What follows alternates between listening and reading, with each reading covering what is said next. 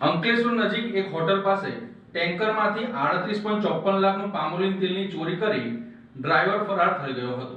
આ ઘટના અંગે બી ડિવિઝન પોલીસમાં છેતરપિંડી અંગેનો ગુનો દાખલ કરવામાં આવ્યો છે। વલસાડ જિલ્લાના વાપી વિસ્તારમાં રહેતા મૂળ ઉત્તર પ્રદેશના રહેવાસી અનિલકુમાર લક્ષ્મી મિશ્રાએ પોલીસ ફરિયાદ નોંધાવી છે। ફરિયાદ મુજબ તેઓએ થોડા સમય અગાઉ અશોક લેલન્ડ કંપનીનું ટેન્કર નંબર GJ 1580-2990 ખરીદીને ભાડે ફેરવાનું કામ શરૂ કર્યું હતું। આ ટેન્કર પર ડ્રાઈવર તરીકે ઉત્તર પ્રદેશના પ્રતાપગઢ જિલ્લાના સાજિદ અલી મોહમ્મદ ફારૂક કામ કરતો હતો।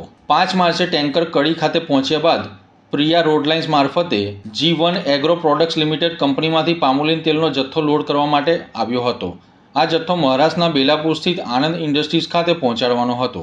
8 માર્ચે ડ્રાઈવર ટેન્કર લઈને કડી બેલાપુર જવા નીકળ્યો હતો। ત્યારબાદ 9 માર્ચે ડીઝલ ભરવા માટે તેને માલિક પાસેથી રૂપિયા મંગાવ્યા હતા અને માલિકે 7,000 રૂપિયા ઓનલાઈન મોકલ્યા હતા, પરંતુ ત્યાર પછી ડ્રાઈવરનો મોબાઈલ ફોન બંધ આવતા ફરિયાદીએ ટેન્કરનું GPS લોકેશન ચેક કરતા ટેન્કર માંડવા નજીક નેશનલ હાઈવે નંબર 48 પર આવેલી આરામ હોટલના પાર્કિંગમાં ઊભું હોવાનું જાણવા મળ્યું હતું। સ્થળ પર પહોંચતા ટેન્કર ખાલી હાલતમાં મળી આવ્યું હતું અને ડ્રાઈવર ફરાર હતો। તપાસ દરમિયાન ટેન્કરમાં ભરાયેલ પામોલીન તેલનો જથ્થો 28,350 કિલો હોવાનું અને કિંમત અંદાજે 38,54,891 હોવાનું બહાર આવ્યું હતું। આરોપી ડ્રાઈવરે અંગત લાભ માટે તેલ સસ્તામાં ક્યાંક વેચી દીધું હોવાની શંકા વ્યક્ત કરવામાં આવી છે।